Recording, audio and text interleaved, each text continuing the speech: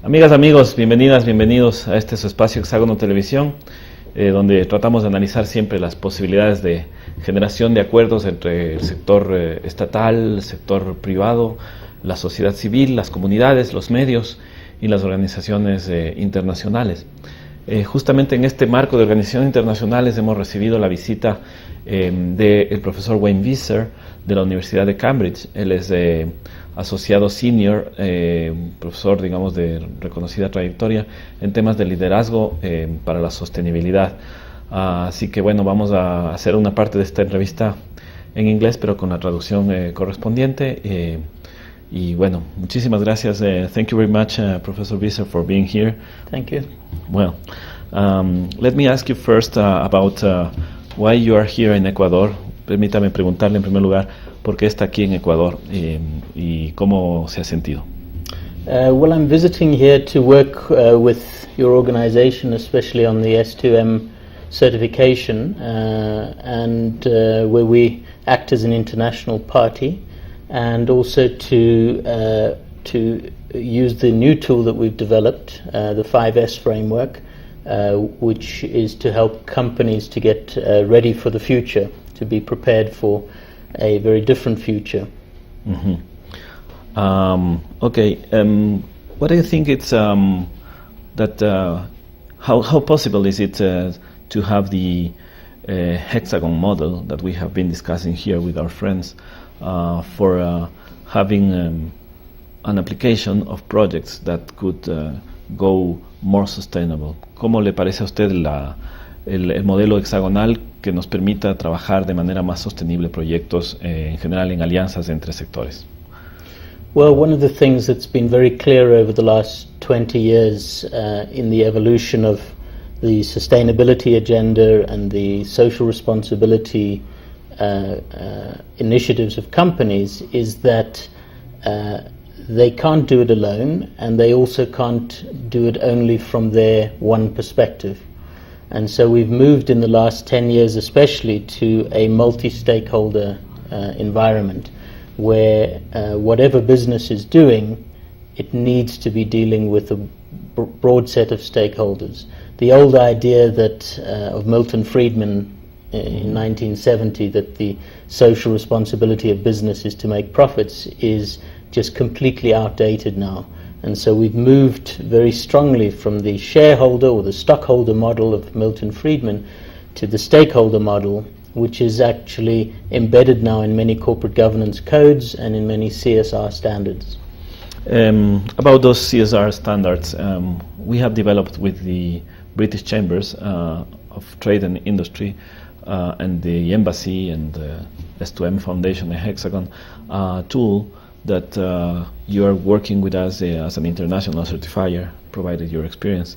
What do you think about the two M's that are there, S2M, S2M? ¿Qué es lo que usted piensa sobre el estándar que hemos desarrollado S2M entre la Embajada Británica, la Cámara Británica y obviamente fundaciones y organizaciones como la suya y la nuestra? Well, one of the trends we've noticed is that companies have moved from purely responsibility to accountability. This was a big shift in the early part of this century, and what that really means is that it's no longer enough just to claim that you're responsible and to have a charitable project, but you actually have to have a management system behind that which integrates the values into your organization, and you have to be measuring your progress and negotiating and communicating with your stakeholders. So I think the S2M model is very relevant for this time when we are holding companies more accountable for their claims of responsibility. Yeah, so it's if they claim to be sustainable, you measure the impact and you mediate with the stakeholders. Okay, claro, entonces un poco amigos, la idea es poder ligar no solamente lo que las instituciones dicen que han sido sostenibles en términos económicos y socioambientales, sino midiendo un poco los impactos, sobre todo a nivel de proyectos, y claramente también mediando con los actores, como siempre promovemos aquí en este caso. Professor Visser, you have a theory about CSR 2.0. How does that fit in what we have been talking about. Profesor, usted tiene una teoría que es reconocida mundialmente, la teoría de la responsabilidad 2.0, que nos la explique y nos cuente un poquito cómo eso se encuadra con los temas que hemos conversado. Well, what I found in traveling to countries around the world and trying to understand how business is responding to the social expectations is that they tend to fit into one of 5 stages of maturity, of evolution. And sometimes they call it sustainability, sometimes they call it CSR, social responsibility. But essentially those phases are that some are stuck in a defensive approach to CSR or sustainability, which is all about risk management. It's all about focusing just on the profits and on the growth and on the shareholders. And even though that may be a CSR program that keeps the regulators off and maybe keeps the employees happy, it's very much compliance based. And at its worst, we see the effects when Enron or when Lehman Brothers actually collapses because they haven't integrated the ethics into the culture of the company. The second stage that we see is the charitable approach to CSR, or philanthropic. And this, I think, is fairly familiar to us, but the problem is that it implies that you're giving back to society, but that you've taken something away in the first instance. Yeah. And it also is a philosophy that says it doesn't matter how we make our money so long as we give it away when we've made the money. And actually the responsibility agenda has shifted so that we're more interested in how you make your money and the impact of your business during the operational phase than the generosity that you have at the end. So then some companies have moved to a third stage, which is the promotional or the marketing approach to sustainability. And this is all about using it to enhance your brand and your reputation. It's about putting out CSR reports and press releases and getting in the media. And although there are reputational benefits to be had, if you leave it there, then what tends to happen is that companies overpromise and underdeliver, and there's a gap between the expectations we have of companies and the actual delivery on the ground. The fourth stage then that many multinationals are at today is what we call a strategic approach to CSR. This is all about management, and it's about integrating it into a system where you set objectives, targets, procedures, training, you do audits, all of these things that have become familiar now. And that is much better than the first 3 stages, but in fact all 4 of those stages still fall short of solving the big problems that we have, whether it's the gap between rich and poor, or whether it's climate change, or the loss of biodiversity, or corruption. All of these are getting worse, not better, despite us having more CSR, more sustainability than ever before. And so I call that CSR 1.0, and CSR 2.0 is a transformational approach that actually gets to the root of the problem. Yeah, let me just interrupt a little bit, because we need to make a very clear separation between what is CSR 1.0 and what is 2.0. Permítame hacer esta separación entre lo que usted ha mencionado, que es responsabilidad 1.0, y lo que vamos a conversar ahora, que es 2.0.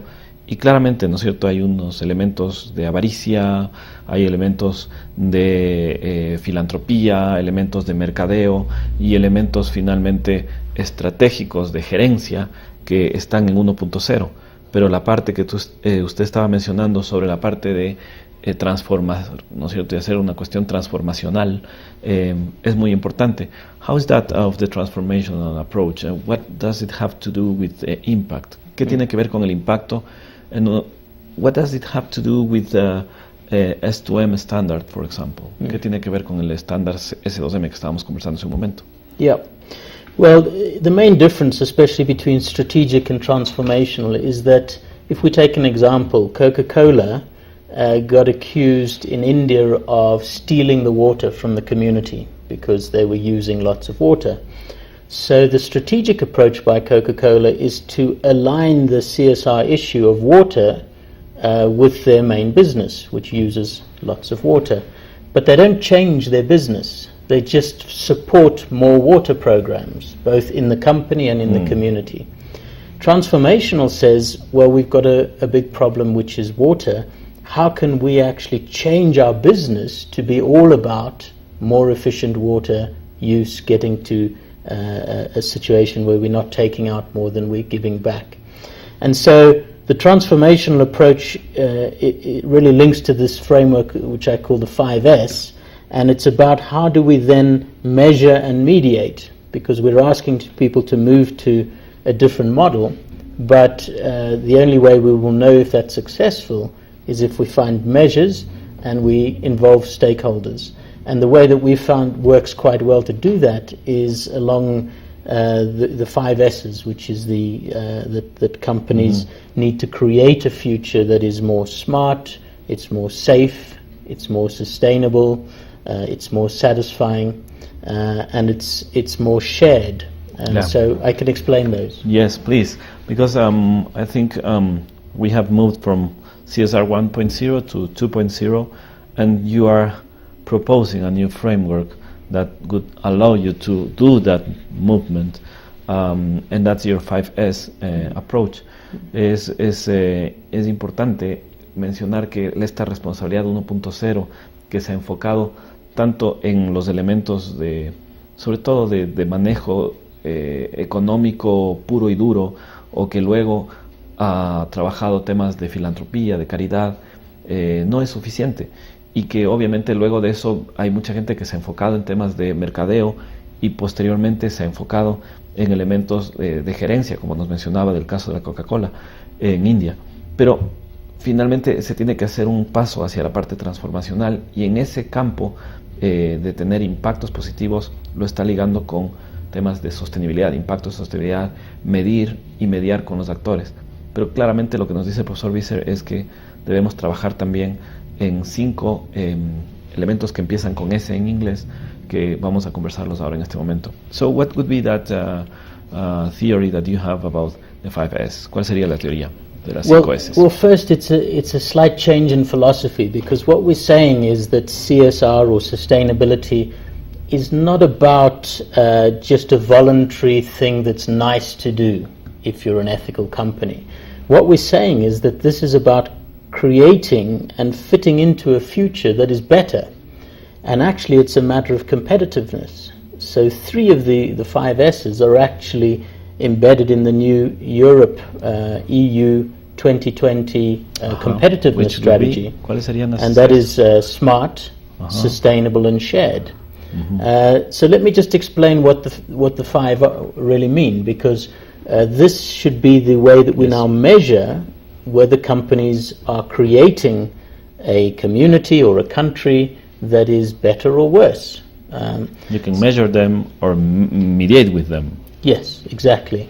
So let's just talk through them briefly. If we're talking about creating a future that is safe, we mean safe in a number of ways. We mean safe in terms of less accidents, less disease, less toxics in the environment. So anything that affects our health, but also our security and our sense of psychological safety. And so there are many things that companies can do to improve that. But not only private, but also public. Exactly. And in fact, hexagonal. Exactly. In fact, government and business and civil society and all the other players have to work together to create a safer society. Sure. And what we see at the moment, of course, is that in some instances things are getting less safe. The water or the air is getting more toxic. Products are affecting our health negatively. There are accidents and there are fatalities in some industries. So we really have to keep an eye on that and measure it. The second one is smart. What do we mean by a smarter future? Well, here we're using smart in the new sense, really, of more interconnected, more empowered by using technology, in the same way that we talk about a smartphone or a smart grid. like a network of the brain exactly, cells. A network of the mind, collective intelligence.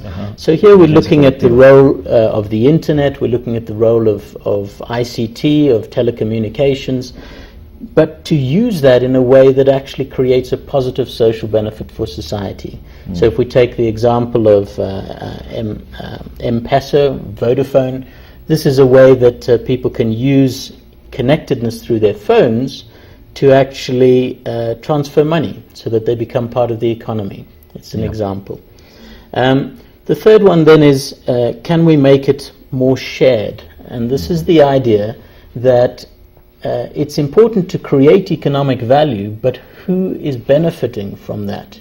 And unfortunately, we've seen in the global economy, especially in the West, a trickling up of income. So actually the rich are getting richer, and even though the poor are emerging in many countries, still the gap is getting wider. So this is all about measuring who benefits, where does the money go once it's been created. So what do employees receive, what do suppliers receive, what does the government receive, and being transparent about that. And is the small farmer who's supplying us really getting a fair price? Or is it the intermediary or the retailer that's taking all the money? So this is a very important agenda. Yes, indeed. So you have talked about safe, smart, shared. What about sustainable and satisfying? Hasta ahora hemos hablado de lo que este puente, ¿no es cierto?, entre la responsabilidad 1 y la 2.0 que se permite con las 5 S. Hemos hablado de 3 de las 5 S, de la S de seguridad, ¿no es cierto?, de la S de hacerlo más compartido, la tercera de la ligazón entre interacción humana y tecnológica, pero hay las otras dos, que son los temas de hacerlo más sostenible y además más satisfactorio. Bueno, ¿qué podríamos decir de eso? Well, when we're talking about sustainable in this context, we're really thinking about, are we creating a world that is more renewable, that is more enduring, that gives us more choice in the future rather than less? And at the moment, as we know, actually we're consuming resources at a rate where the loss of species, for example, in the tropical zones, since 1970, we've lost more than 60% of the species. So we have at the moment an economic model that is completely opposite to sustainable. And so the kind of measures we're looking at for this is, what percentage of your energy and your resources are renewable, are recyclable? Are you closing that loop so that you throw nothing away? In fact, there are some companies that are very close to reaching zero waste. So these things are possible. And ultimately, it's about, can we survive and thrive in the long term? And we certainly can't if we continue on the economic growth path that we have at the moment. We have to decouple the economy, the economic growth, which brings us human well-being, from the environmental impact. And that's a completely different industrial model. Muy bien. And about satisfying? This one I think is very important, and it's often ignored or forgotten about because we get so obsessed with growth, especially GDP, gross domestic product. We measure progress in that way, or profitability. But what about quality of life? And that's what the satisfying is about. Is the business or the products genuinely meeting a human need, not just artificially stimulating something that we don't really need? And is it adding to our happiness? And so we start to see alternative measures coming out, like the Global Happiness Index, where we can see which countries are creating more fulfillment for their citizens. And likewise, we need to be measuring companies on that basis. Are their employees actually satisfied in their jobs?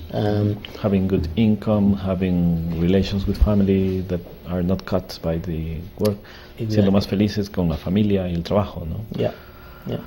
Okay, Professor Visser, thank you very much. Professor Visser, muchísimas gracias. La verdad es que ha sido muy corto. The truth is that it's always short time here in TV. But thank you very much for that. Thank you very much. Thank you. Bueno, y a ustedes, amigas, amigos, muchísimas gracias. Como ustedes han visto, hemos tenido una entrevista con una de las 20 personalidades más importantes a nivel global en este momento en términos de liderazgo para la sostenibilidad. El profesor Visser acaba de recibir un premio hace poco y ha sido un gusto tenerlo acá en Ecuador con el trabajo de la Cámara Ecuatoriano-Británica, la Embajada Británica y sin duda otros elementos que trabajamos junto con este programa y otras actividades. Así que bueno, un gusto también siempre estar con ustedes y poder analizar opciones que, como vemos, ya no solamente son nuestras ideas en el país, sino también que son ideas que tienen nutrición y que se interactúan con otras que vemos que son mejores prácticas a nivel global. Con ustedes, muchísimas gracias.